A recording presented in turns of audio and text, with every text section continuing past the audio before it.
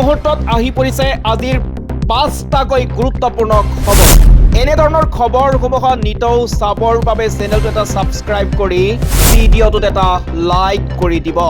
ৰেলত এআই ব্যৱহাৰ, বন্দে ভাৰত, অমৃত ভাৰত বাজেটে এবাৰ কি দিব ৰেলৱে? 1 ফেব্ৰুৱাৰীত কেন্দ্ৰীয় বিত্তমন্ত্ৰী নিৰ্মলা সীতাৰমণে দাখিল কৰিব পূৰ্ণাংগ বাজেট। বিভিন্ন দিশৰ লগতে এইবাৰ বাজেটত ৰেলৱে সন্দৰ্ভত কোনো ডাঙৰ ঘোষণা কৰিব পাৰে। বন্দে ভাৰত, অমৃত ভাৰত আদিৰ ক্ষেত্ৰত হ'ব পাৰে ঘোষণা। মাজত মাত্ৰ এটা দিন বাকী। 1 ফেব্ৰুৱাৰীত কেন্দ্ৰীয় বিত্তমন্ত্ৰী নিৰ্মলা সীতাৰমণে দাখিল কৰিব পূৰ্ণাংগ বাজেট। দ্বিতীয়বাৰৰ বাবে প্ৰধানমন্ত্ৰী হিচাপে শপত গ্ৰহণ কৰাৰ পাছত এয়া মোদী চৰকাৰৰ প্ৰথমখন পূৰ্ণাংগ বাজেট। ইয়াৰ পূৰ্বে 2024 চনৰ জুলাইত সাধাৰণ বাজেট দাখিল কৰিছিল নিৰ্মলা সীতাৰমণে। এনে পৰিস্থিতিত এতিয়া জনতাৰ চকু আছে বাজেটলৈ।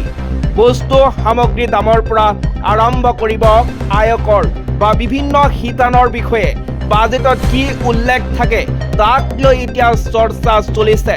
বিভিন্ন দিশৰ লগতে ৰেলৱে বাজেট সন্দৰ্ভতো একাংশৰ মাজত চলিছে সৰব চৰ্চা। এই মুহূৰ্তত দিবলৈ ওলাইছো আন এটা গুৰুত্বপূৰ্ণ খবৰ। 6 বন্ধুৰ সৈতে পবিত্ৰ স্নান কৰিব গৈছিল মহাকুম্ভলৈ, মৃতদেহ হৈ ঘূৰি আহিল ঘৰলৈ। মহাকুম্ভত পবিত্ৰ স্নান কৰিব গৈ প্ৰাণ হেৰুৱালে এজন যুৱকে। জানিব পৰা মতে যুৱকজনে 6 বন্ধুৰ সৈতে মহাকুম্ভলৈ গৈছিল আৰু তাতে তেওঁৰ মৃত্যু হয়। মহাকুম্ভৰ পবিত্ৰখনৰ মাজতে 29 জানুৱাৰীত সংঘটিত হয় এক শোকাবহ ঘটনা। মহাকুম্ভত স্নান কৰিব গৈ ভিৰৰ মাজত পদপিষ্ট হৈ 30 জন লোকৰ মৃত্যু হোৱাৰ লগতে প্ৰায় 90 জন আহত হয়। এই ঘটনাৰ সময়ত বহুতে আপোনজনক হেৰুৱাই, কোনোৱে যদি বন্ধুক হেৰুৱাইছে, কোনোৱে আকৌ স্বামীক হেৰুৱাইছে, কোনোৱে পত্নী বা আত্মীয়ৰ সুখত ভাগি পৰিছে। এই মহাকুম্ভত মধ্যপ্ৰদেশৰ পৰা অহা এজন যুৱকৰো মৃত্যু হয়। এই যুৱকজন পবিত্ৰ স্থান কৰিবলৈ গৈ 6 বন্ধুৰ সৈতে মহাকুম্ভলৈ গৈ উপস্থিত হৈছিল, কিন্তু অৱশেষত ঘৰলৈ নিথৰ দেহ হৈ আহিল। এই মুহূৰ্তত আহি পৰিছে আন এটা গুৰুত্বপূৰ্ণ খবৰ। মই মৰিবলৈ প্ৰস্তুত, কিন্তু অসমৰ বিষয়ে অশব্দ প্ৰয়োগ কৰিব নোৱাৰিম। মুখ্যমন্ত্ৰীৰ ভাষ্য এয়া। হাৰিয়ানাই দিল্লীলৈ অহা পানীত বিষ মিহলাই দিয়া বুলি অৰবিন্দ কেজৰিৱালে কৰা অভিযোগ নস্যাৎ মুখ্যমন্ত্ৰী ডক্টৰ হিমন্ত বিশ্ব শৰ্মাৰ। মানসিক সন্তুলন নথকা লোকেহে এনে মন্তব্য কৰিব পাৰে বুলি কয় মুখ্যমন্ত্ৰীগৰাকীয়ে। দিল্লীত মুখ্যমন্ত্ৰী ডক্টৰ হিমন্ত বিশ্ব শৰ্মাৰ মাৰাথন সভা।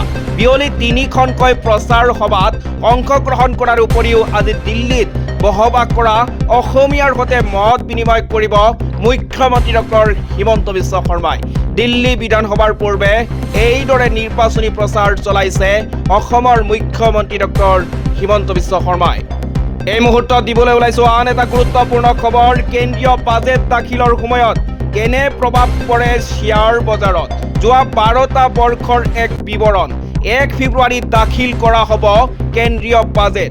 এইবাৰ বাজেটৰ জৰিয়তে কিছু গুৰুত্বপূৰ্ণ পৰিৱৰ্তন হ'ব পাৰে। এনে পৰিস্থিতিত যোৱা 12 বছৰত বাজেটৰ দিনা শ্বেয়াৰ বজাৰৰ অৱস্থা কি আছিল জানো আহক। বিশ্বৰ সৰ্ববৃহৎ গণতান্ত্ৰিক ভাৰতৰ 2025-26 বৰ্ষৰ বিত্তীয় বাজেট দাখিল হ'ব অহা 1 ফেব্ৰুৱাৰীত। কেন্দ্ৰীয় বিত্তমন্ত্ৰী নিৰ্মলা সীতাৰমণে দাখিল কৰিব বাজেট। নৰেন্দ্ৰ মোদীৰ নেতৃত্বাধীন NDA চৰকাৰৰ দ্বিতীয়টো কাৰ্যকালৰ এইখন হ'ব প্ৰথম পূৰ্ণাংগ বাজেট।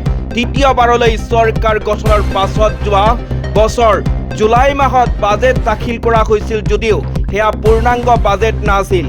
সেয়েহে এইবাৰ বাজেটক লৈ জনতাৰ মনত বিভিন্ন প্ৰত্যাশা থকাটো স্বাভাৱিক।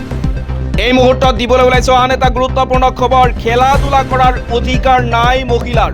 ফুটবল খেলাৰ মাজতে মৌলবাদীৰ ভয়ংকৰ কাণ্ড। এবাৰ মহিলাক ফুটবল খেলাত বাধা প্ৰদান মৌলবাদীৰ। খেল বন্ধ কৰাৰ বাবে আক্ৰমণ চলোৱাৰো অভিযোগ। পৰ্দা প্ৰথা মানি চলিবলৈ বাধ্য কৰা হৈছে মহিলা। ৰাজনৈতিক হিংসা জৰ্জৰিত বাংলাদেশত এতিয়া সম্পূৰ্ণৰূপে শান্তিৰ বাতাবৰণ ঘূৰি অহা নাই। তাৰ মাজতে এক নতুন সমস্যাই দেখা দিছে ভাৰতৰ চুবুৰীয়া ৰাষ্ট্ৰখনত। বাংলাদেশৰ পুনৰ বাংলাদেশীৰ হুংকাৰ। মহিলাৰ ওপৰত জাপ দিয়া হৈছে এটাৰ পাছত আন এটা কঠোৰ নিয়ম। এইবাৰ মহিলাক ফুটবল খেলাত বাধা প্ৰদান কৰা হৈছে বাংলাদেশত। খেল বন্ধ কৰাৰ বাবে আক্ৰমণ চলোৱাৰো অভিযোগ। পৰ্দা প্ৰথা মানি চলিবলৈ বাধ্য কৰোৱা হৈছে মহিলাক। এইদৰে খেলা ধূলা কৰাৰ অধিকাৰ মহিলাৰ নাই বুলি দাবী মৌলবাদীৰ। এই মুহূৰ্তত দিবলৈ ওলাইছো আন এটা গুৰুত্বপূৰ্ণ খবৰ। হোৱাইট হাউচৰ সমীপত যাত্ৰীবাহী বিমান দুৰ্ঘটনাগ্ৰস্ত নদীৰ পৰা উদ্ধাৰ কৰা হৈছে 18টাকৈ মৃতদেহ। বিমানখনত কানচাছ চিটিৰ পৰা ৱাশ্বিংটনলৈ অভিমুখে আহি আছিল। বিমানখন আছিল কানাডাৰ এয়াৰৰ আৰু দুৰ্ঘটনাটোৰ পিছত পৰ্ট মেক নদীত পৰি যায় বিমানখন। নদীখনৰ পৰা ইতিমধ্যে 18টাকৈ মৃতদেহ উদ্ধাৰ কৰা হৈছে। বাতৰি অনুসৰি বিমানখনত 60জন লোক আছিল। আমেৰিকাৰ হোৱাইট হাউচৰ সংঘটিত হৈছে ডাঙৰ বিমান দুৰ্ঘটনা। দুৰ্ঘটনাটোৰ পিছত পৰ্ট মেক নদীত পৰি যায় বিমানখন। নদীখনৰ পৰা ইতিমধ্যে 18টাকৈ মৃতদেহ উদ্ধাৰ কৰা হৈছে। বাতৰি অনুসৰি বিমানখনত 60জন লোক আছিল।